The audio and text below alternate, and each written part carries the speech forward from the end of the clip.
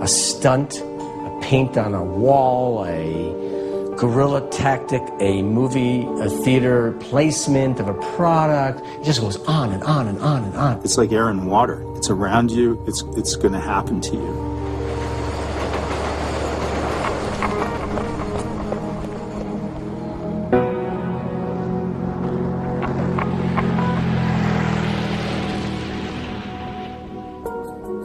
He always terrified me, Dan Wieden. He's always going to tell you exactly what he thinks. Making great advertising is a very emotional, very difficult process. And it is not for the faint of heart. It was unusually exciting to sort of be present at the birth of something like that, which just seems to have struck such a cultural nerve. Some things you don't look at while you're doing, you know? Otherwise you can't do them properly. It was clear that the #1 mission of Nike is to serve the athlete. But it was in the late 80s that the definition of athlete got expanded way beyond just the professional endorsers. Nike's often credited with the jogging boom in the United States because Bill Bowerman, the co-founder of the company, it actually did import jogging to America, if you can imagine such a thing. He had seen it, joggers in Australia or New Zealand or something. People had just started really running for fitness. That hadn't happened so much before. All Nike ever wanted to do was inspire people to participate in sports. It's a pretty good mission to have as a company. Actually, the inspiration for this came from a man that was about to be executed for murder in Utah. And his final words to the firing squad were, "Let's do it." And so I thought, well, I like the do it part of it.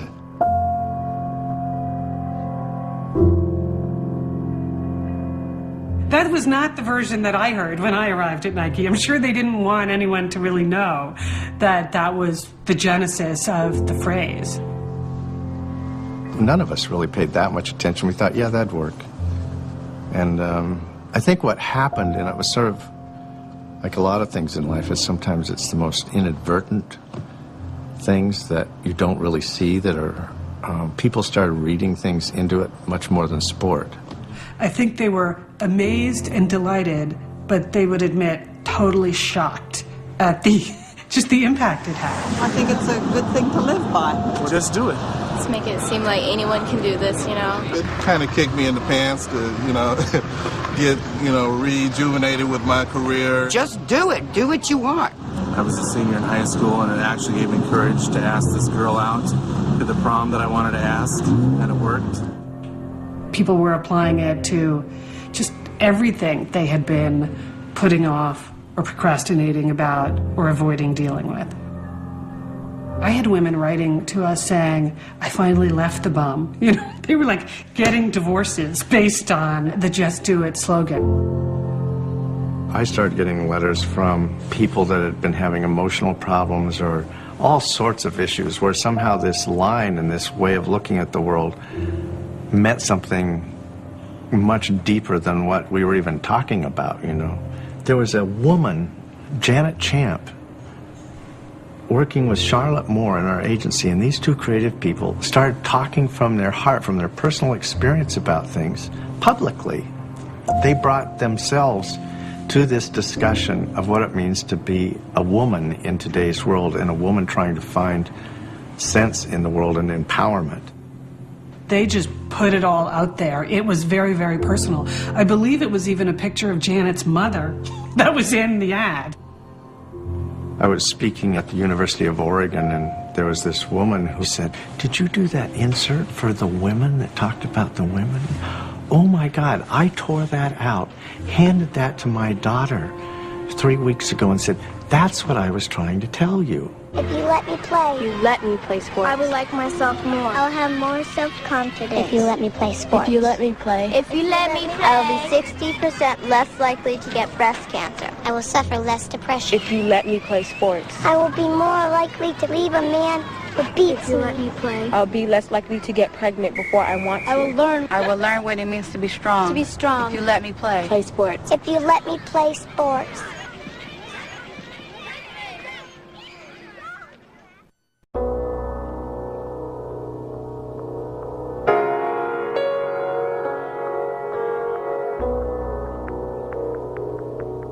Maybe Just Do It did make people healthier in the world. Maybe they got out and did it. Maybe they ran more and played games more and actually got healthier.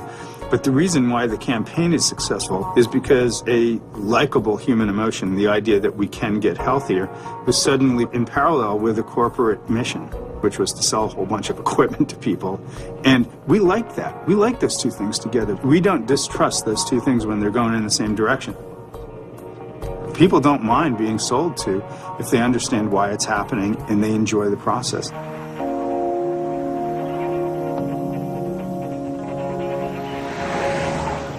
At the same time, I would hope that people understand that brands can be dangerous. They're like a TV channel that immediately your body locks into, and if you like them, you'll listen. You're like a dog waiting to have something happen. And it's a dangerous kind of attention. It can be abused, and I think the biggest abuse of it is just when people treat other people like idiots. They treat them like they don't have a good sense of humor. They treat them like they're stupider than the advertiser is. That's the biggest crime. I don't like my kids to see bad ads at all. I'm just like anybody else. I think it's bad for them.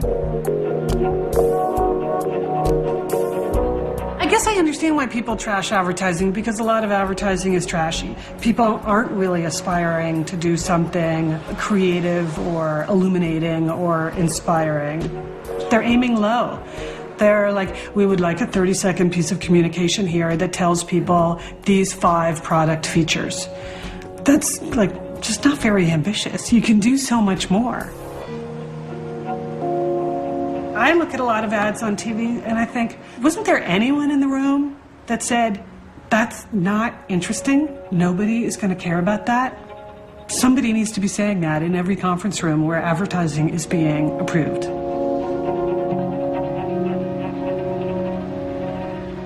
I think that it's easy to be cynical about advertising because we don't police ourselves and make things that people want in their lives. We deserve some anger.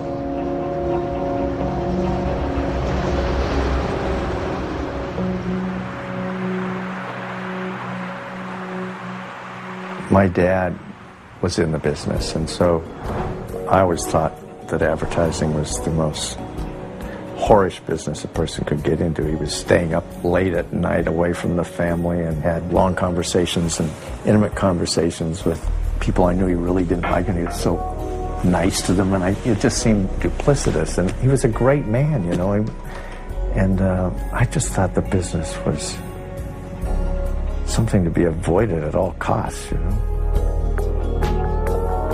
That's what drew us together, a mutual love-hate relationship with the business, I've spent 15 years in Chicago before I moved out here, and I hated advertising. So I used to lie. I used to tell my kids' teachers that I was a designer, I didn't mention the word advertising.